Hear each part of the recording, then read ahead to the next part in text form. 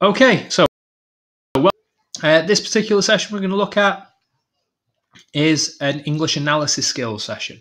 So it's how to revise. So the session objective is how to revise the analysis process and to ensure fully developed responses. So this will be relevant for anybody that's doing any form of analysis for GCSE. There's already a video like this up on the channel already,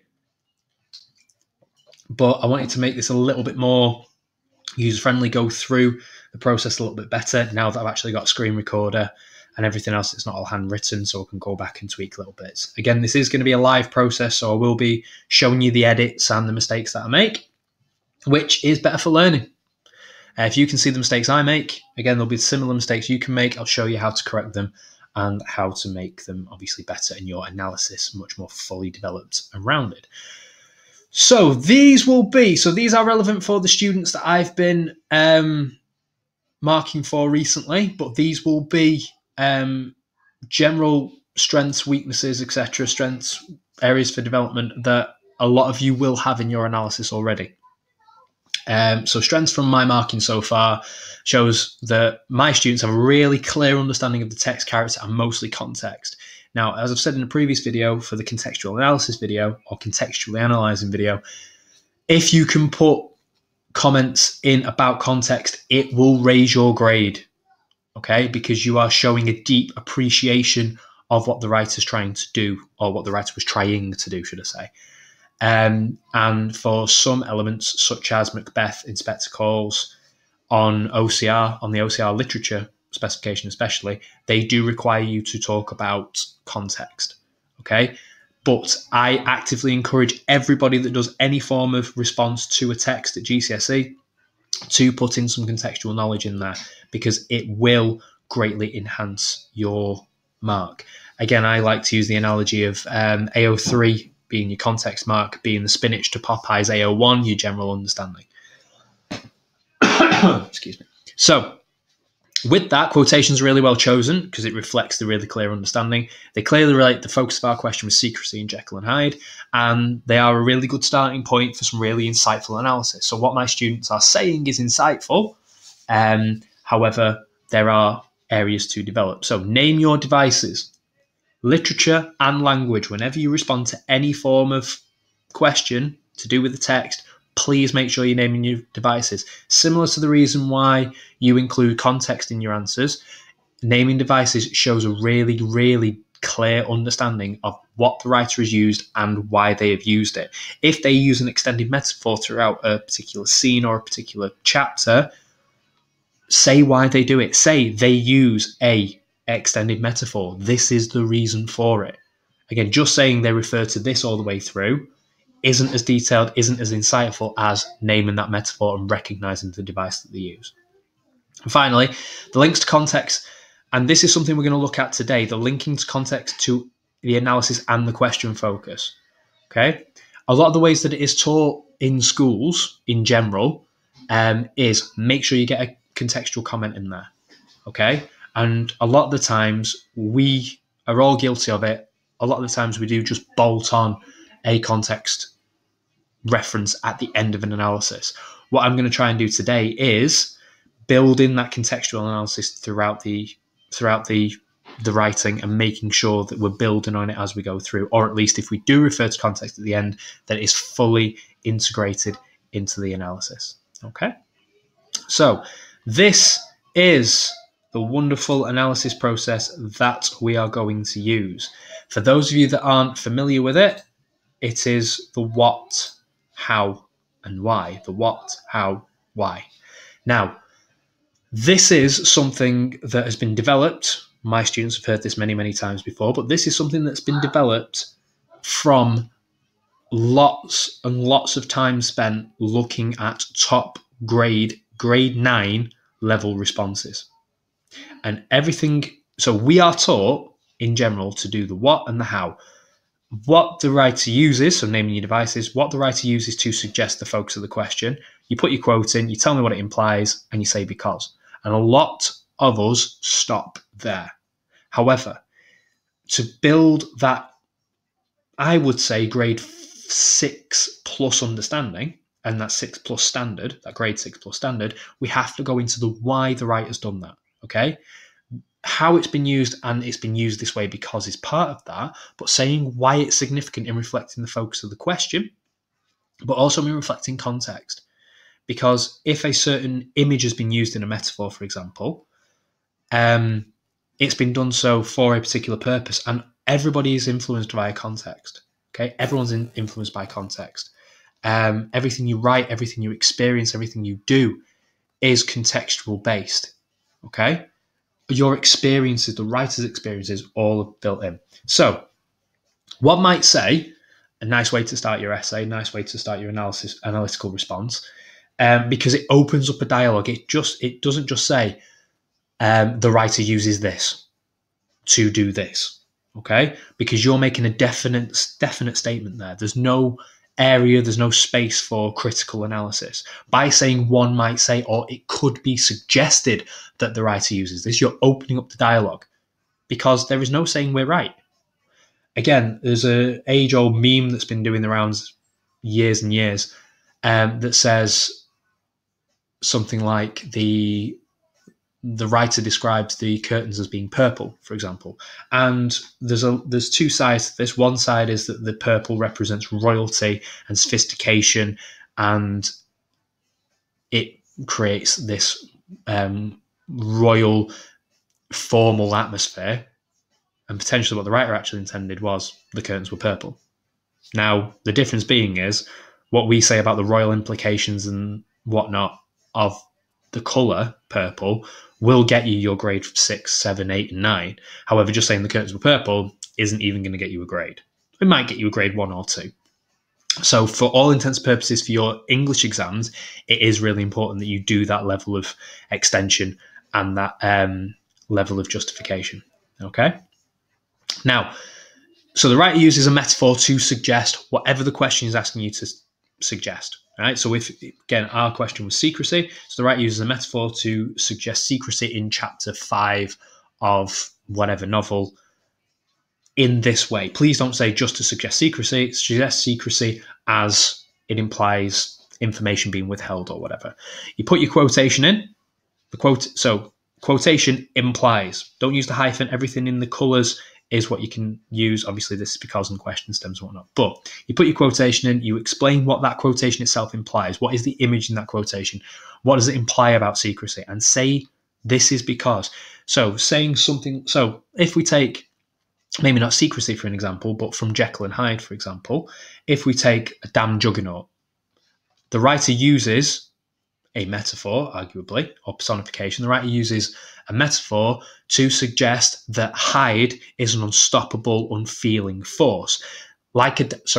Similarly, like a damn juggernaut implies that Hyde ran through his victims like a machine, without any thought, without any feeling. He was an unstoppable force. This is because Stevenson wanted to present Hyde in chapter 1 as a character who had no regard for anybody, not even the little girl that he, quote, trampled, in bench quotations. This is significant in reflecting Hyde as an unstoppable force because Hyde running over the little girl, anyone else that would run over a little girl, knock them down and stamp on them would feel some element of remorse.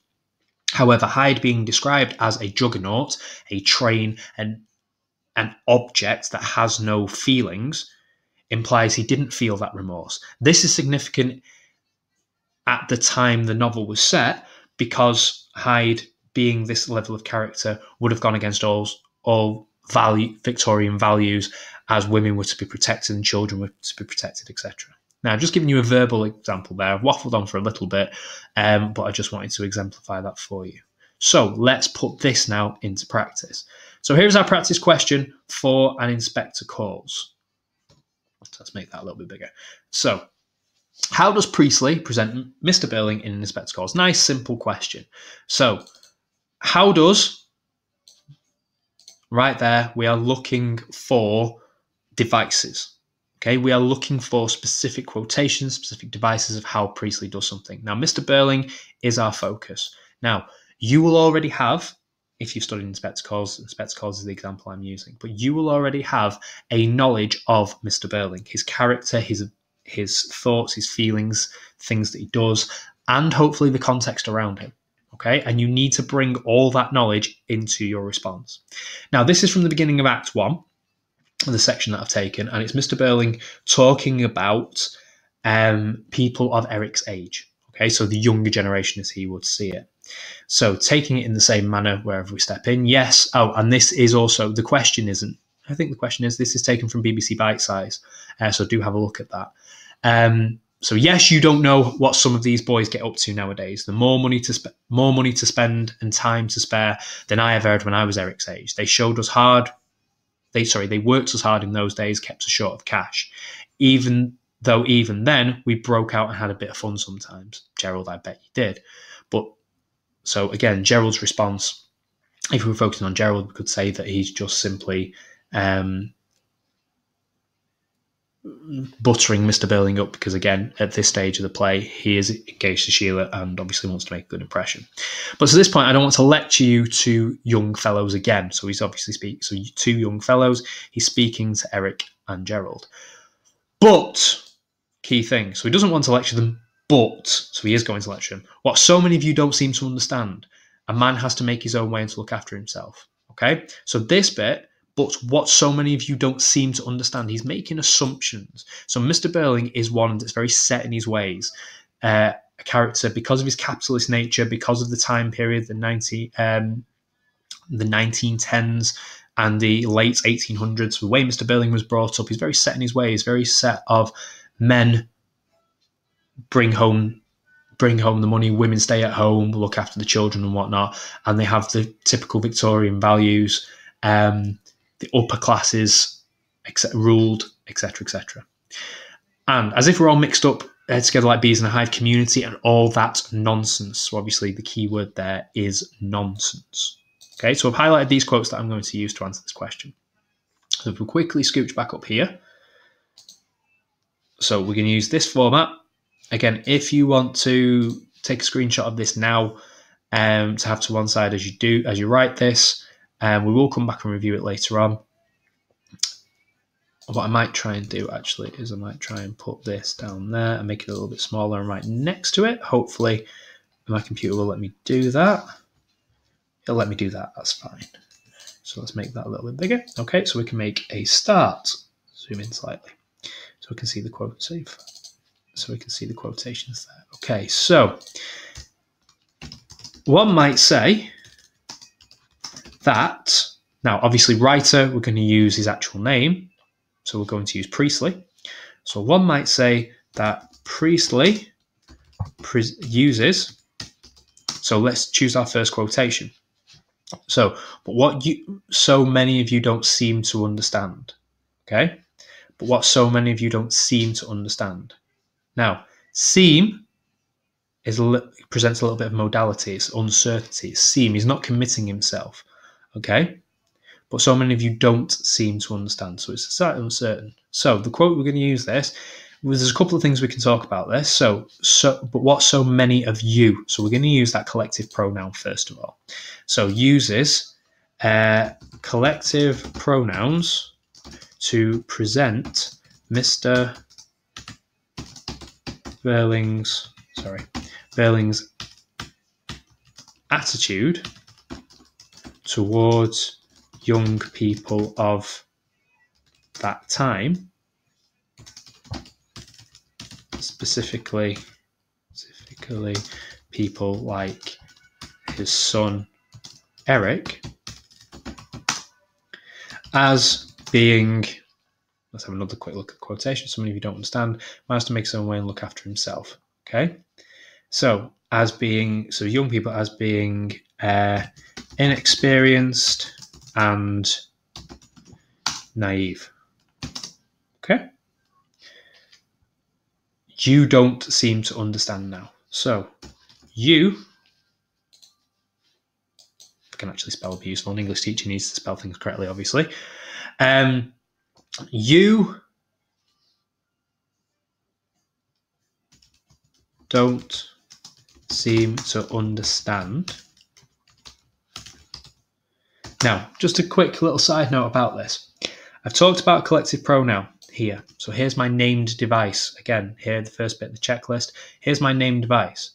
Okay? Super important that you start your quotation with the device that you've named. So if you say metaphor, it's a little bit easy. If you say simile, it should start with the as or the like bit. Again, if we talked about collective pronoun, your quotation must lead. Okay? Quotation must lead with the device that you state. So, as being inexperienced and naive, you don't seem to understand implies Mr. Burling's dismissive attitude towards young people, as he is making a generalization about all young people of the time. And that should be the American telling me to change it to the Z. We're not going to do that. About all young people of the time. This is because, now if we look further down, where's it gone? Well, we'll use this again, actually. When I was Eric's age. So this is because Burling refers to the time when he, quote, again, make sure you embed quotations, was Eric's age. Okay? So making generalized people at that time, this is because Burling refers to the time when he was Eric's age, implying that he is only, that his experience comes from his own growth into adulthood as a young man, compared with how his son, Eric, has conducted himself in this time. Okay, so I've done my because, I've used as instead. Oh, in fact, this is because it's actually here. So there's your, this is because. I've embedded a quotation. So here I've used an extra quote. Okay. You don't know what some of these boys get up to nowadays. We'll look at that in a second. But just to come back to this, dismissive attitude. So dismissive is very similar to being inexperienced and naive. We'll come into that in a second. Okay, we'll come into that in a second, because always make sure if you make a point at the beginning, you constantly refer back to it. Okay, so this is because Burling refers to the time when he was Eric's age, implying that his experience comes from his own growth, etc. So this is significant in, let's double check the question, so presenting Mr. Burling. So this is significant in the presentation of Mr. Burling as being dismissive of all young people being inexperienced and, just double check the spelling of inexperienced there, inexperienced and naive. So this is significant in the presentation of Mr. Burling as being dismissive of all young people, dismissive of all young people being inexperienced and naive, because, I corrected it there, because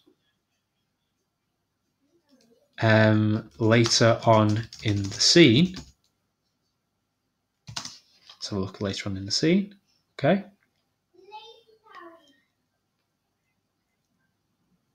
Where's it gone? Here we go. Later on in the scene, Burling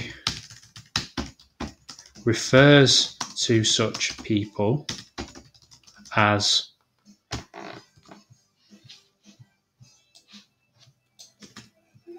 cranks. Just check that. Refers to such people as cranks, implying his dismissive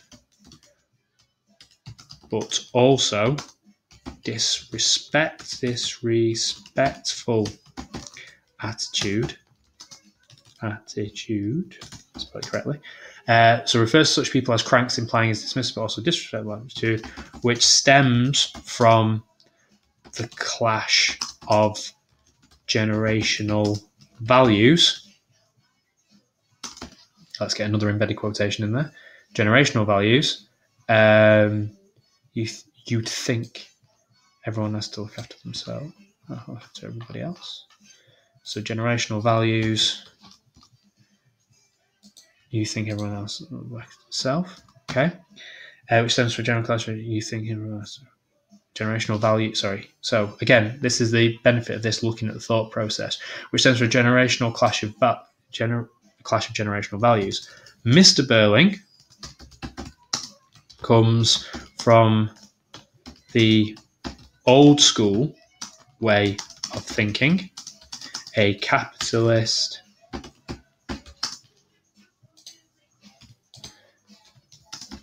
upper class gentleman must look out for himself and his own family. Okay. A capitalist upper class gentleman must look out for himself and his family, whereas the younger socialist generation coming through,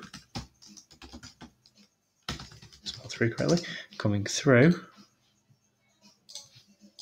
the younger socialist generation coming through, are of the opinion that people must look after each other. Burling's dismissal of this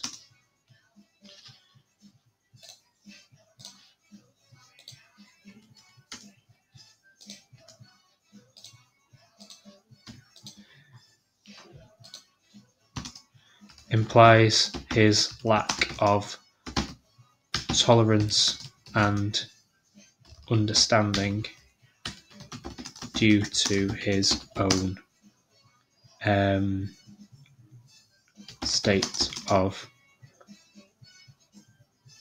due to his own experiences and attitudes.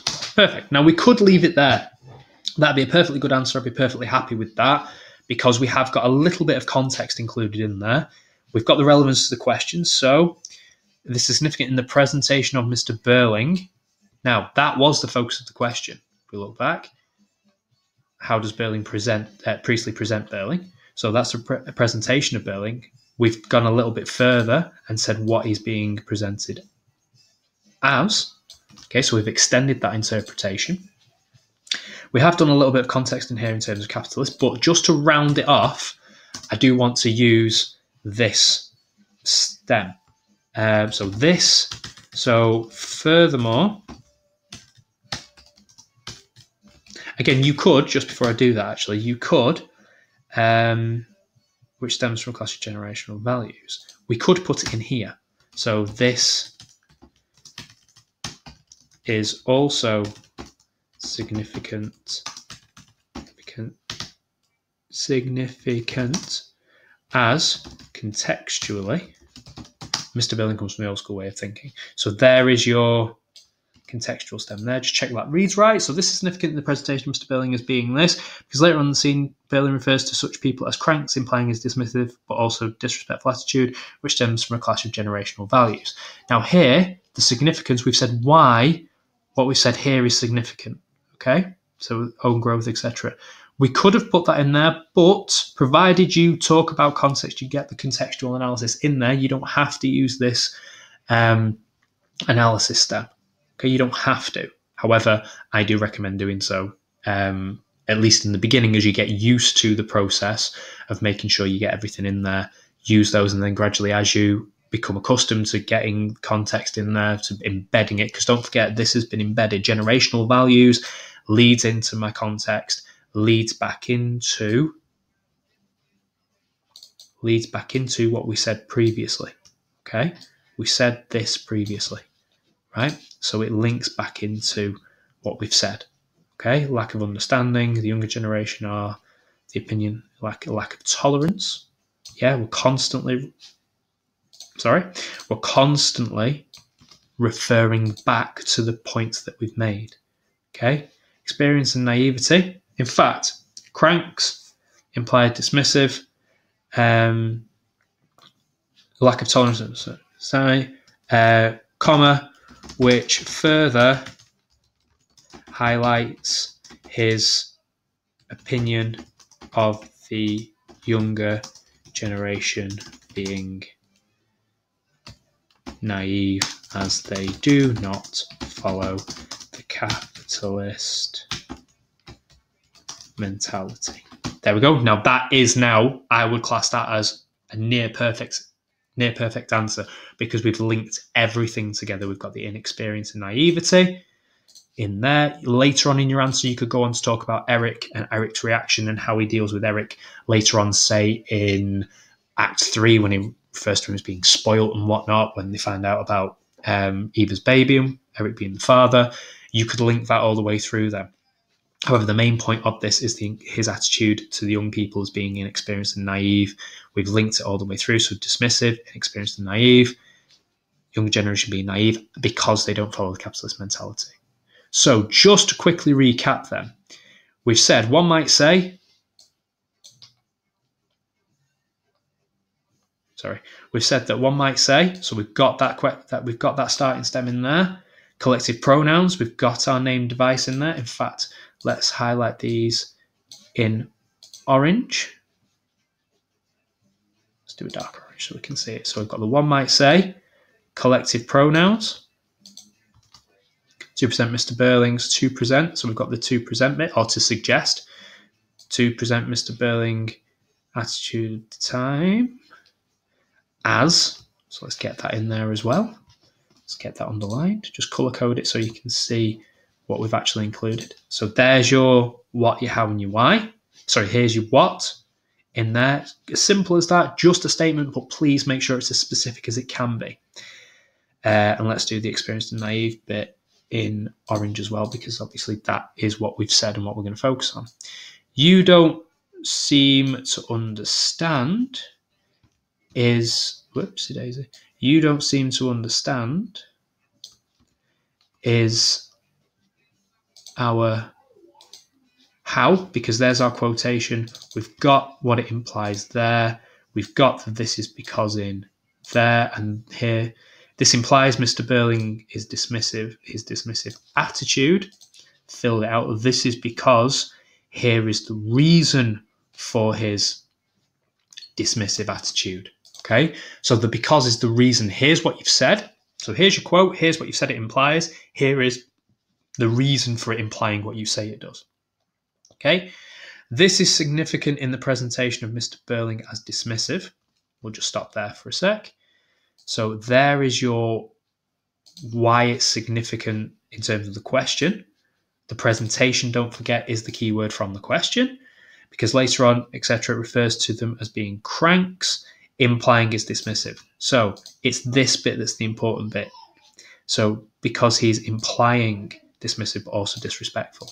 So you've said it's significant in presenting this because here's why, and contextually, I'm just going to leave that as yellow because yellow on yellow won't show up, but contextually, capitalist, upper class gentleman, socialist generation, it's not letting me do it, upper class gentleman, capitalist, social generation, let's highlight those, okay? We've talked about context, we've linked it in there, and we've come full circle in referring back to our opening, back to what we said our presentation of Mr. Burling was, and we've rounded it and fully justified it in terms of that contextual referencing. Okay, now, if you can learn to write like this, follow this process, embed extra quotations into your analysis, don't just rely on one particular quotation. So we've got one here, we've got one here, we've got the cranks quotation here. Old school is my way of doing it. Be careful with that. But here is your next quotation as well. So in one analysis for one particular point, we've got 1, 2, 3, 4 quotations in there. please do put the quotations in there. Please do use a range of quotations to justify your responses and justify your ideas. Okay? I hope this is helpful. I will leave on this. I hope this is helpful. Please do learn this. Again, any model example you look at from a grade 8, grade 9 response will follow this process in one way or another. It might not use the same wording as me, but it is there. Okay? Please, if you find this helpful, please make sure you share it between yourselves. Please make sure you use it and do whatever you can. Okay? Any questions, any queries, contact details in the description. Contact details, as I say, in the description, or you can email me again or contact me on Twitter, all in the description below. Hope it's been helpful, and I'll see you soon.